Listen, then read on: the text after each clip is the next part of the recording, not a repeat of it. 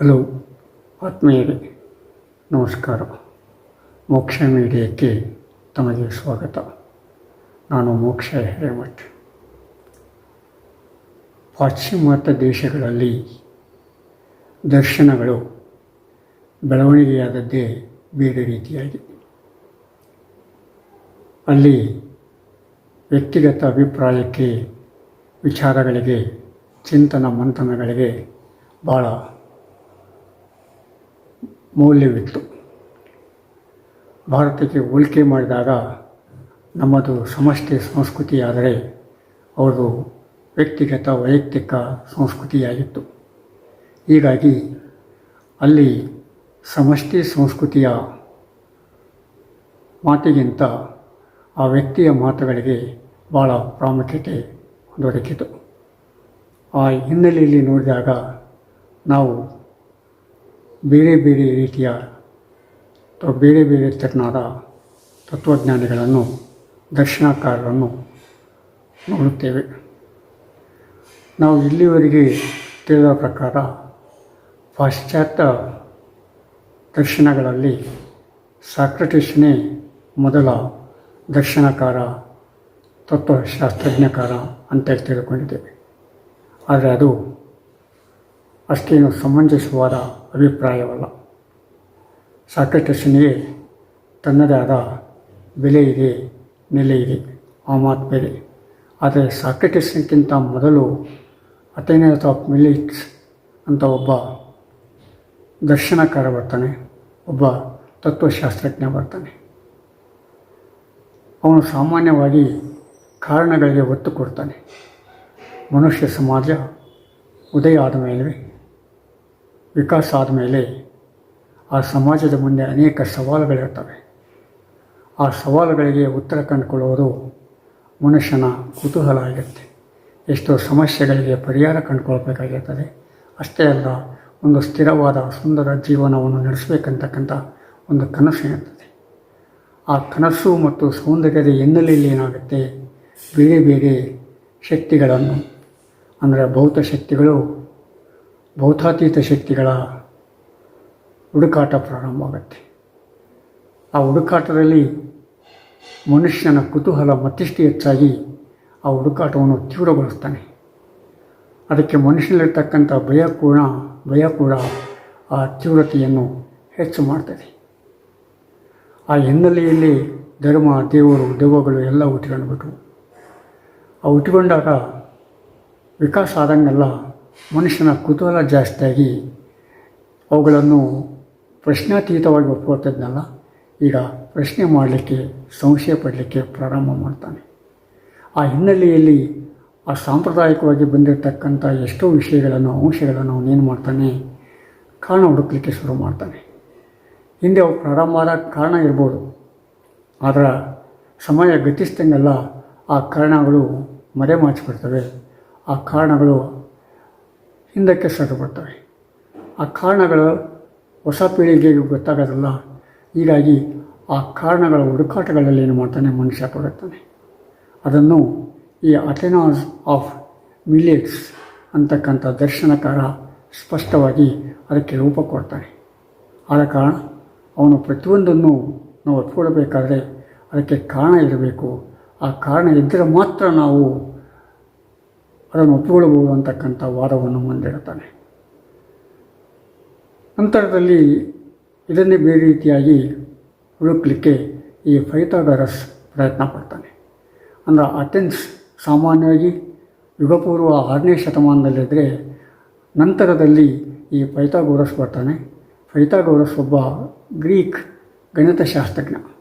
ಅವನು ಗಣಿತದ ಹಿನ್ನೆಲೆಯಲ್ಲಿ ಏನು ಮಾಡ್ತಾನೆ, ಈ ಜಗತ್ತನ್ನು, ಈ ಪಂಚಭೂತಗಳನ್ನು ವಿಶ್ಲೇಷಣೆ ಮಾಡಲಿಕ್ಕೆ, ಸಂಶೋಧಿಸಲಿಕ್ಕೆ ಪ್ರಾರಂಭ ಮಾಡ್ತಾನೆ. ಅವಕ್ಕೆ ಗಣಿತದ ರೂಪ ಕೊಡ್ತಾನೆ. ಅದು ಅಷ್ಟು ಸರಿಯಾದ ಒಂದು ಸ್ಪಷ್ಟತೆಯನ್ನು ಕೊಡಲಿಕ್ಕೆ ಸಾಧ್ಯತೆ ಆಗಲ್ಲ. ಆದರೆ ಅದೇ ನಂತರದಲ್ಲಿ ಒಂದು ತತ್ವಶಾಸ್ತ್ರದ ಒಂದು ಶಾಖೆಯಾಗಿ ಬೆಳವಣಿಗೆಯಾಗಿ ಗಣಿತಶಾಸ್ತ್ರ ಅಂತೇಳಿ ಕರೆಸಿಕೊಳ್ತದೆ. ನಂತರದಲ್ಲಿ ಅಂದರೆ ಕ್ರಿಸ್ತಶಕ 4 ಅಥವಾ 5ನೇ ಶತಮಾನ ಸುಮಾರಿಗೆ ಏನು ಬರ್ತಾನೆ, ಸಾಕ್ರಟಿಸ್ ಬರ್ತಾನೆ. ಅದಾಗಲೇ ಗ್ರೀಕ್ ಸಮಾಜ ಬೆಳವಣಿಗೆಯ ಒಂದು ಹಂತವನ್ನು ಮುಟ್ಟಿಬಿಟ್ಟಿರ್ತದೆ. ಈ ಪಾಶ್ಚಾತ್ಯ ತತ್ವಜ್ಞಾನದ ಮೂಲ ಬೀರಿರುವುದೇ ಈ ಗ್ರೀಕ್ ಸಂಸ್ಕೃತಿಯ ಬೆಳವಣಿಗೆಯಲ್ಲಿ, ಆ ಸಂಸ್ಕೃತಿಯ ಉಗಮದಲ್ಲಿ ಅಂತ ಹೇಳ್ಬೋದು. ಆ ಸಾಕ್ರೆಟಿಸ್ ಏನು ಮಾಡ್ತಾನೆ, ಪ್ರತಿಯೊಂದನ್ನು ಕೂಡ ಪ್ರಶ್ನೆ ಮಾಡಬೇಕು ಅಂತ ಹೇಳ್ತಾನೆ. ಆದರೆ ಅವನು ಯಾವುದನ್ನು ಬದಲಿಡಲಿಕ್ಕೆ ಆಗಲ್ಲ, ಬದಲಿಡಲಿಕ್ಕೆ ಸಾಧ್ಯತೆಯೇ ಇದ್ದಿಲ್ಲ.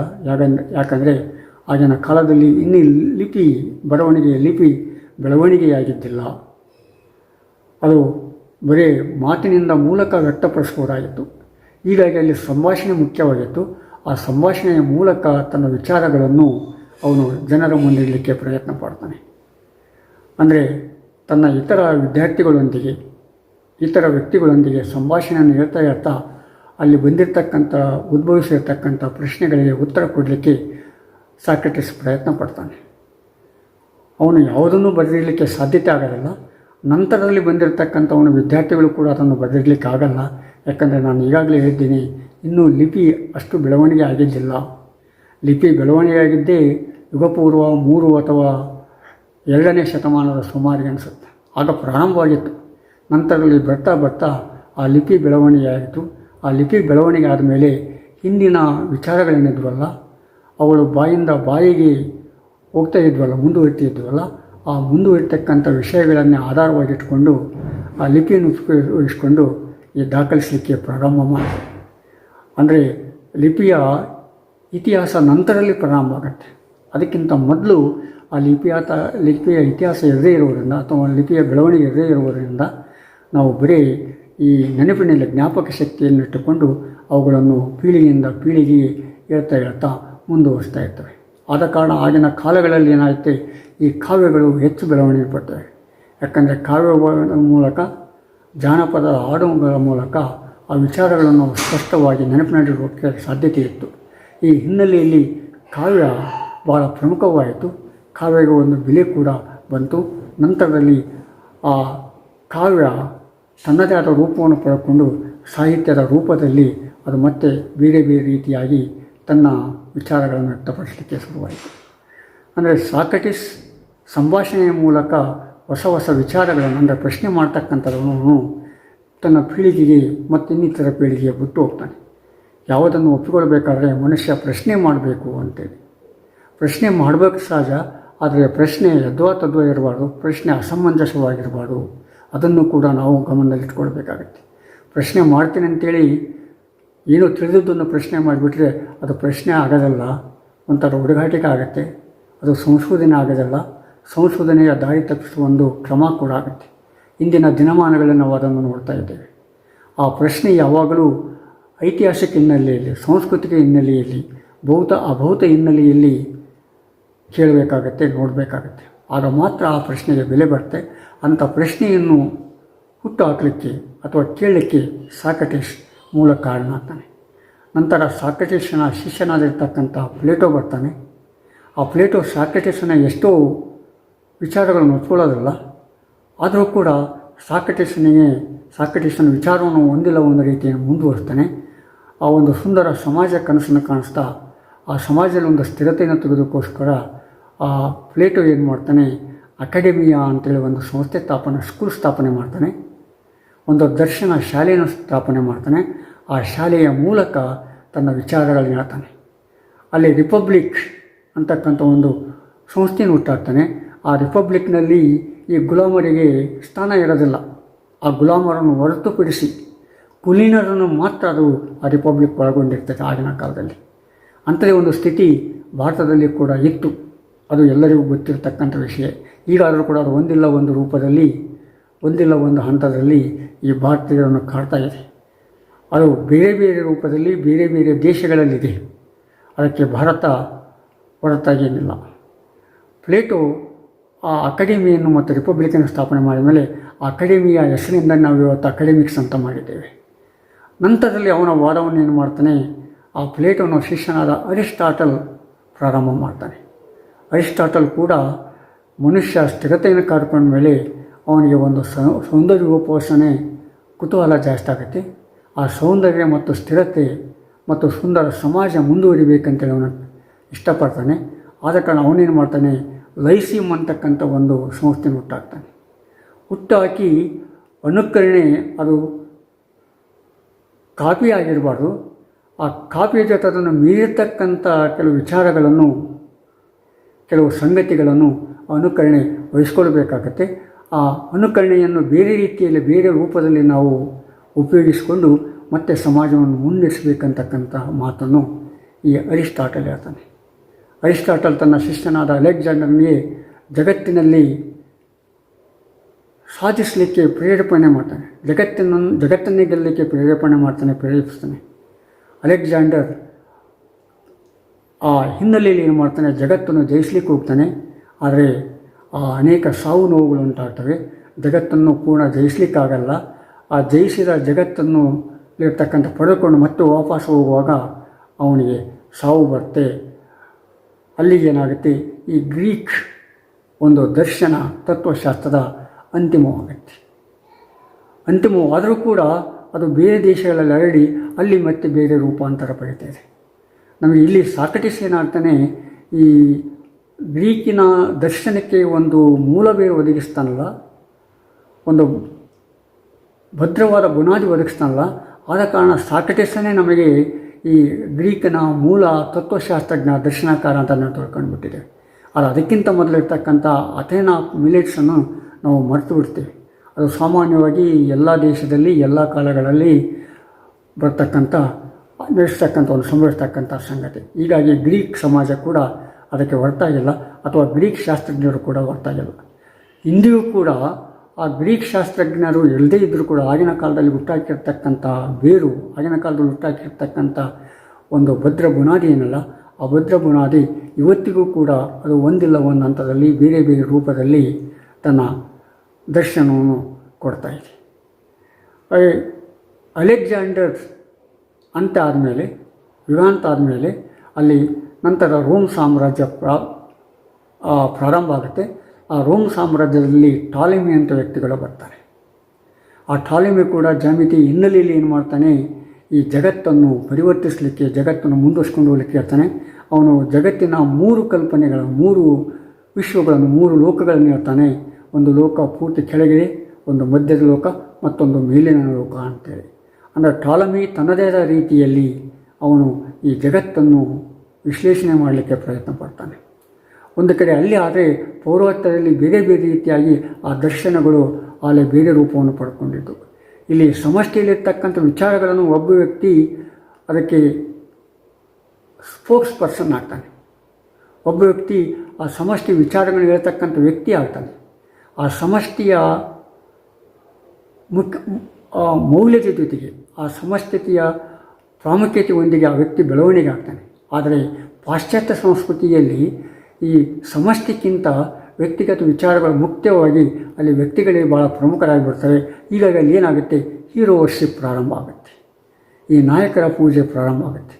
ಏನೇ ಆಗಬೇಕಾದ್ರೆ ನಾಯಕ ಉದ್ಭವಿಸಬೇಕು ಅಂತೇಳಿ ಈ ಒಂದು ರೋಗ, ನಾಯಕರ ರೋಗ ನಮಗೇನಾಗುತ್ತೆ, ಈ ಇಂಗ್ಲೀಷ್ ಬಂದ ಮೇಲೆ ಅಥವಾ ಈ 12ನೇ ಶತಮಾನದ ನಂತರ, ಅಂದರೆ ನಮಗೆ 13-14ನೇ ಶತಮಾನದ ಸುಮಾರಿನಿಂದ ಪ್ರಾರಂಭವಾಗಿ ಏನಾಗುತ್ತೆ, 16-17ನೇ ಶತಮಾನದಲ್ಲಿ ಏನಾಗುತ್ತೆ, ಅದು ಭಾಳ ಪ್ರವರ್ಧಮಾನಕ್ಕೆ ಬಂದ್ಬಿಡುತ್ತೆ. ಅದರ ಹಾವಳಿ ಇನ್ನೂ ಕೂಡ ನಿಂತಿಲ್ಲ, ಸ್ಟಾಪ್ ಆಗಿಲ್ಲ. ಯಾಕಂದರೆ ಆ ಪ್ರತಿಯೊಂದು ಸಮಾಜದಲ್ಲಿ, ಪ್ರತಿಯೊಂದು ಸಂಸ್ಕೃತಿಯಲ್ಲಿ ಅಂಥ ಹೀರೋಗಳ ಮೂಲಕ, ನಾಯಕರ ಮೂಲಕ ನಾವು ನಮ್ಮನ್ನು ನಾವು ಕಂಡುಕೊಳ್ಳೋಕ್ಕೆ ಪ್ರಯತ್ನ ಪಡ್ತಿದ್ದೇವೆ. ಆದರೆ ಅದು ನಿಜವಾಗಿ ಏನಾಗಿರ್ತದೆ, ನಮ್ಮಗಳ ಮೂಲಕ ಅಲ್ಲಿ ನಾಯಕ ಉದ್ಭವ ಆಗಿರ್ತಾನೆ, ನಾಯಕ ಉತ್ಪತ್ತಿ ಆಗಿರ್ತಾನೆ. ಅಂದರೆ ಅಲ್ಲಿ ಸಮಷ್ಟಿಯ ಸಂಕೇತ ಇದೊಂದು ಕಾರ್ಲ್ ಮಾರ್ಕ್ಸ್ ಬೇರೆ ರೀತಿಯಲ್ಲಿ ಹೇಳಲಿಕ್ಕೆ ಪ್ರಯತ್ನ ಪಡ್ತಾನೆ. ಒಂದು ಮಟ್ಟಿಗೆ ಸಫಲತೆಯನ್ನು ಕೂಡ ಪಡ್ಕೊಳ್ತಾನೆ. ಅಲ್ಲಿರ್ತಕ್ಕಂಥ ಪರಿಸರ, ಆ ವಾತಾವರಣದ ಹಿನ್ನೆಲೆಯಲ್ಲಿ ಒಬ್ಬ ನಾಯಕ ಬೆಳ್ತಾನೆ. ಆ ನಾಯಕ ಬೆಳ್ತಾನೋ ಆ ಸಮಾಜ ಬೆಳೆಸ್ತಾನೆ ಅಂತೇಳಿ ಇಲ್ಲಿ ಅಂದರೆ 2 ಹಂತಗಳನ್ನು ಗುರುತಿಸಿ ಕಾರ್ಲ್ ಮಾರ್ಕ್ಸ್ ಏನು ಮಾಡ್ತಾನೆ, ಗತಿತಾರ್ಕಿಕ ಭೌತವಾದದಲ್ಲಿ ಇದನ್ನೆಲ್ಲ ವಿಶ್ಲೇಷಣೆ ಮಾಡಲಿಕ್ಕೆ ಪ್ರಯತ್ನ ಪಡ್ತಾನೆ. ಅಂದರೆ ಪಾಶ್ಚಾತ್ಯ ದರ್ಶನಗಳು ಈ ಅಥೇನಾ ಆಫ್ ಮಿಲಿಟೇಷನಿಂದ ಪ್ರಾರಂಭವಾಗಿ ಸಾಕ್ರೆಟಿಸನ ಮೂಲಕ ಗಟ್ಟಿಗೊಂಡು ನಂತರದಲ್ಲಿ ಬೇರೆ ಬೇರೆ ದರ್ಶನಕಾರರು ಬಂದು ಅದನ್ನೇನು ಮಾಡ್ತಾರೆ, ಈ ಕಾರ್ಲ್ ಮಾರ್ಕ್ಸ್ನಲ್ಲಿ ಅಂತಿಮ ರೂಪ ವ್ಯಕ್ತವಾಗ್ತಾಯಿದೆ. ಅಂದರೆ ಈ ಸಾಮಾನ್ಯವಾಗಿ ಪಾಶ್ಚಾತ್ಯ ದರ್ಶನಗಳನ್ನು ನಾವು ಭೌತಿಕ ಅಭೌತಿಕ ಅಂತೇಳಿ ವಿಶ್ಲೇಷಣೆ ಮಾಡ್ಬೋದು. ಅಂದರೆ ಒಂದು ಭೌತಿಕ ಜಗತ್ತಿರುತ್ತೆ, ಆ ಭೌತಿಕ ಜಗತ್ತನ್ನು ಏನು ಮಾಡ್ತದೆ, ಯಾವುದೋ ಒಂದು ಶಕ್ತಿ ಆವರಿಸ್ಕೊಂಡಿರ್ತದೆ. ಆ ಶಕ್ತಿ ಏನು ಅಂತ ತಿಳ್ಕೊಳ್ಳೋದಂತೆ ಅಲ್ಲಿ ಧರ್ಮ ಪ್ರಾರಂಭ ಆಗುತ್ತೆ. ಅದು ಆ ಧರ್ಮ ಆಧ್ಯಾತ್ಮಿಕವಾಗಿ ಮಾರ್ಪಡೋದಲ್ಲ. ಭಾರತದಲ್ಲಿ ಅಂತೆ ಅಲ್ಲೇನಾಗುತ್ತೆ, ಈ ನಾನು ತಿಳ್ಕೊಂಡಿದ್ದು ಯಾವಾಗ ಅನ್ನೋ ಪ್ರಶ್ನೆ ಉತ್ತರ ಹುಡುಕಲಿಕ್ಕೆ ಶುರು ಮಾಡ್ತಾನೆ. ನಾನು ಇದ್ದೇನೆ ಆದ ಕಾರಣ ವಿಚಾರ ಮಾಡ್ತಾ ಇದ್ದೇನೆ, ನಾನು ವಿಚಾರ ಮಾಡ್ತೇನೆ ಆದ ಕಾರಣ ಇದ್ದೇನೆ ಅಂತಕ್ಕಂಥ ಈ ಪ್ರಶ್ನೆಗಳು ಅಲ್ಲಿ ಉದ್ಭವ ಆಗ್ತವೆ. ಈ ಭೌತವಾದಿಗಳನ್ನು ಹೇಳ್ತಾರೆ, ನಾನು ಇದ್ದೇನೆ ಆದ ಕಾರಣ ನಾನು ವಿಚಾರ ಮಾಡ್ತಾಯಿದ್ದೇನೆ, ನಾನು ಚಿಂತನೆ ಮಾಡ್ತಾಯಿದ್ದೇನೆ ಅಂತ ಹೇಳಿದ್ರೆ, ಅಭೌತವಾದಿಗಳೇನು ಹೇಳ್ತಾರೆ, ನಾವು ವಿಚಾರ ಮಾಡ್ತಾ ಇದ್ದೇವೆ ಆದ ಕಾರಣ ನಾವು ಇದ್ದೇವೆ ಅಂತೇಳಿ. ಇಲ್ಲಿ ಇದ್ದೇವೆ ಮತ್ತು ವಿಚಾರ, ಇರುವಿಕೆ ಮತ್ತು ವಿಚಾರಿಸುವಿಕೆ, ಚಿಂತನ ಮಂಥನ ನಡುವೆ ವೈದ್ಯ ಶುರುವಾಗಿ ಏನಾಗುತ್ತೆ, ಒಂದು ಥರದ ವಿಕೋಪಕ್ಕೆ ಕೂಡ ಹೋಗಿಬಿಡುತ್ತೆ. ಹೀಗಾಗಿ ಆ ವಿಕೋಪಕ್ಕೆ ಹೋದಾಗ ಏನಾಗುತ್ತೆ, ನಾವು ಸತ್ಯವನ್ನು ಕೂಡ ಮಾಡಲಿಕ್ಕೆ ಸಾಧ್ಯತೆ ಇದೆ. ಈಗ ಬೀಜ ಮೊದಲು ಮರ ಮೊದಲು ಅಂತಕ್ಕಂಥ ಪ್ರಶ್ನೆ, ಅಥವಾ ಭಾಳ ಪಾಪ್ಯುಲರ್ ಜನಪ್ರಿಯವಾಗಿರ್ತಕ್ಕಂಥ ತತ್ತಿ ಮೊದಲು ಕೋಳಿ ಮೊದಲು ಅಂತಕ್ಕಂಥ ಪ್ರಶ್ನೆಗಳು, ದೇವರ ಮೊದಲು ಮನುಷ್ಯ ಮೊದಲು ಅಂತಕ್ಕಂಥದ್ದು, ಇವುಗಳಿಗೆ ಕೆಲವು ಉತ್ತರಗಳನ್ನು ನಾವು ಕಂಡುಹಿಡ್ಕೊಳ್ತೇವೆ. ಅವುಗಳನ್ನು ಯಾವಾಗ ನಾವು ಅಮೂರ್ತವಾಗಿ ನೋಡಲಿಕ್ಕೆ ಆಗಲ್ಲ, ಅವನ್ನು ಮೂರ್ತವಾಗಿ ನೋಡಿದಾಗ ಅದಕ್ಕೆ ನಮಗೆ ಉತ್ತರ ಸಿಗುತ್ತೆ. ಆ ಮೂರ್ತತೆ ಹಿನ್ನೆಲೆಯಲ್ಲಿ, ಬೆಳವಣಿಗೆ ಹಿನ್ನೆಲೆಯಲ್ಲಿ ನಾವು ನೋಡಿದಾಗ ಏನಾಗುತ್ತೆ, ಪ್ರಶ್ನೆಗಳನ್ನು ಹಾಕಿದಾಗ ಆ ಪ್ರಶ್ನೆಗಳ ಉತ್ತರ ಕಂಡುಕೊಂಡಾಗ, ಐತಿಹಾಸಿಕ ಬೆಳವಣಿಗೆ ಹಿನ್ನೆಲೆಯಲ್ಲಿ ನೋಡಿದಾಗ ನಾವು ಅವುಗಳನ್ನು ಉತ್ತರ ಕಂಡುಕೊಳ್ಳಲಿಕ್ಕೆ ಸಾಧ್ಯತೆ ಆಗುತ್ತೆ.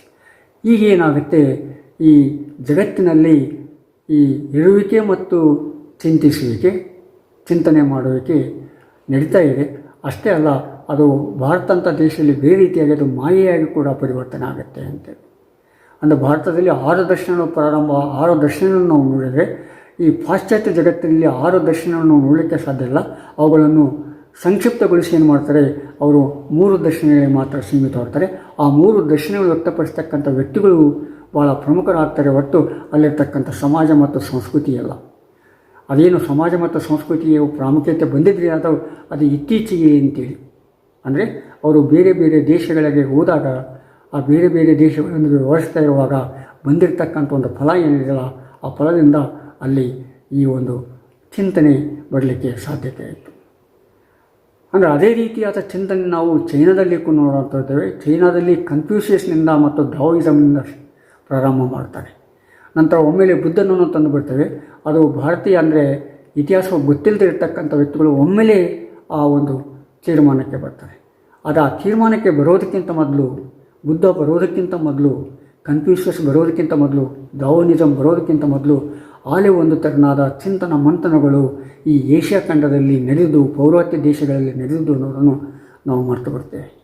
ಯಾಕಂದರೆ ನಾವು ಎಷ್ಟೋ ವರ್ಷಗಳವರೆಗೆ ಈ ಅನ್ಯ ಸಂಸ್ಕೃತಿಯ ದಬ್ಬಾಳಿಕೆ ಒಳಗಾಗಿರೋದ್ರಿಂದ ಏನಾಗುತ್ತೆ, ಆ ಥರ ನಾವು ವಿಚಾರಗಳು ಬರಲಿಕ್ಕೆ ಶುರುವಾಗ್ತದೆ.